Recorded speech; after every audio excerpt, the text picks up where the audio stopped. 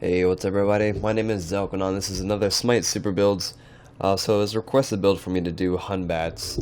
This little monkey guy here. Not to be mistaken for Sun Wukong as he was way back when. But yeah, let's get on with the build. So actives. The main two actives, if you're not doing jungling and conquest, will probably be most likely Greater Sprint, which I've been using for mostly all my gods, and then Purification Beads, because he has no CC immunity at all. The only thing that can kind of save him to prevent from being CC'd would be his ulti, but you don't want to use it as a defensive item all the time. So these two actives work really great. If you're jungling, of course, get the Hand of Gods and move it up to Fist of Gods if you feel like that's needed. And then move on, have your second active as one of these two. So that's that. Of course, if you're jungling, get the Bumba's Mask as your first item and sell it later down the game for Deathbringer. So those are some little tips for jungling as Hun-Batz. But besides that, for bases, he is an assassin now. So Ninja Tabi is the way to go, especially with his passive. If you're not familiar with his passive, using ability gives Hun-Batz next basic attack within the next 3 seconds increased critical strike chance, and that's by 50%. Now with this current build right now, we already have 50% crit chance, so this means you're guaranteed a crit after you use your ability within the next 3 seconds. So with this amount of cooldown items that we have right now between Ninja and Jotunn's Wrath, that's the cap limit, and we can use our abilities a lot more often. That means a lot more crits for us, a lot more damage output from using our abilities more, and more damage output because of our passive. So these two items are really great for Hun-Batz, and this is the meta for assassins, most assassins anyway. So these two items are the way to go for your first two items. We got, power, penetration, mana. We definitely going to need that mana with the cooldown reduction, so we can use our abilities a lot more often. Next, we have Titan's Bane. This allows you to have really great power overall for early game, having this much penetration. Since we don't have the Warrior Tabi boots, so we lose out on 15 penetration, but we get 11 from Jotunn's Wrath, and then 33% for Titan's Bane.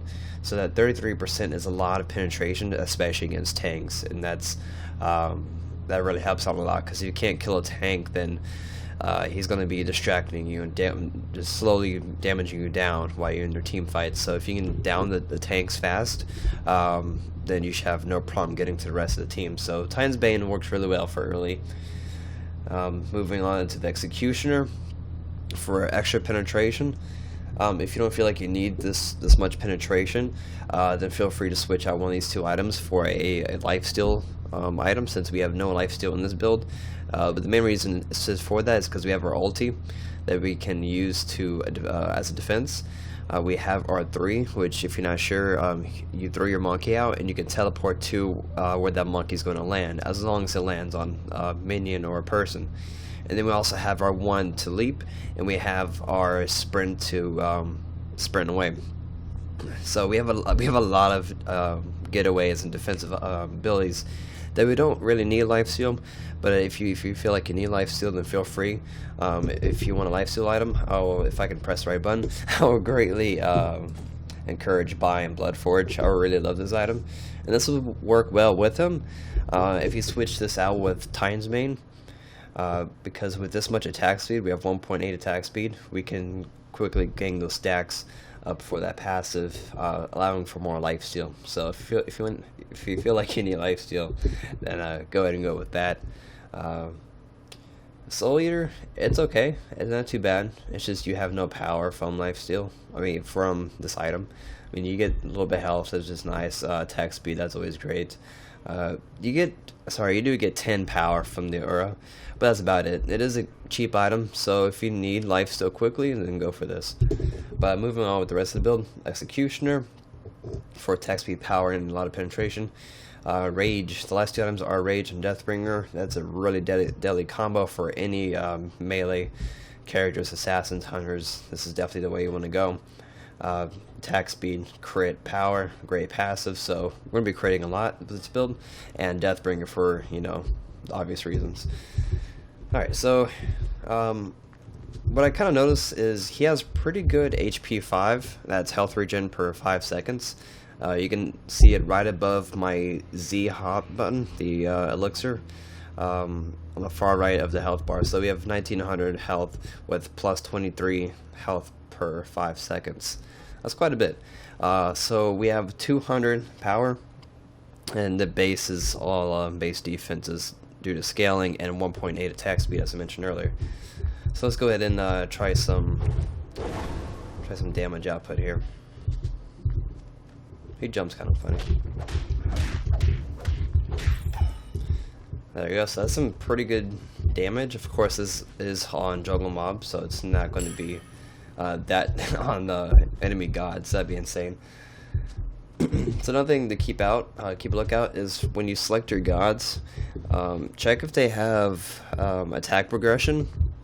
What this means is you may do greater hits on your second attack in a chain sequence, or your third attack. In his case, his third attack in a sequence of basic attacks does the most damage. It's like 1 for base damage, then 0.75, and then 1.25. So his third attack is going to do his base damage plus a little extra. So you can see, sorry, you can see we can do like 1, 2, and then as you see that 1000 was those 1000 hits. Those were the third attacks. So attack speed works really well with those attack progression gods. So keep an eye out on that. That way those third hits will just destroy people. So let's go ahead and use our physical might potion. Sadly, no big crits there. Go ahead and use our elixir. Thousands, 1300. Of course, that's with the 2 potions and a red buff.